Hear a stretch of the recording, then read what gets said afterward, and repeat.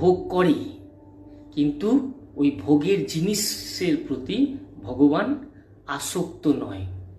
ওই ভোগের জিনিসপত্রগুলোর উপরে ভগবান আসক্ত নয়, কিন্তু আমরা ওই ভোগের জিনিসপত্রগুলোর মধ্যে আসক্ত।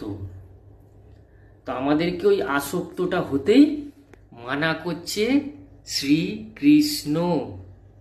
যাই বলো, কৃষ্ণ বলো, শিব বলো, হনুমানজি বলো, সবাই একই কথাই। কি বলা হচ্ছে? ভোগের জিনিসপত্রের উপরে আসক্তটা যাতে না হয়। ভোগটা করো, পৃথিবীতে এসেছো, এ দেহ নিয়ে এসেছো, এ দেহ নিয়ে এসেছো, এ দেহকে টিকিয়ে রাখতে গেলে ভোগ তো করতেই হবে। কিন্তু আমরা ওই ভুলটাই করে ফেলি।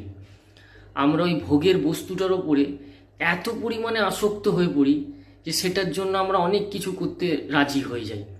আর এই আসক্তির মধ্যে সবথেকে উচ্চতর লিস্টে কোন আসক্তিটা থাকে? সেটা হচ্ছে কামনা বাসনার আসক্তি। শুনতে পাও না, এই কামনা বাসনার জন্য একটা মেয়ে তার সংসার ছেড়ে পালিয়ে যাচ্ছে, একটা স্বামী তার সংসার ছেড়ে বউ বাচ্চা ছেড়ে পালিয়ে যাচ্ছে। এগুলো কেন হচ্ছে? ওই যে ভোগের ওপরে আসক্ত হয়ে পড়ছে।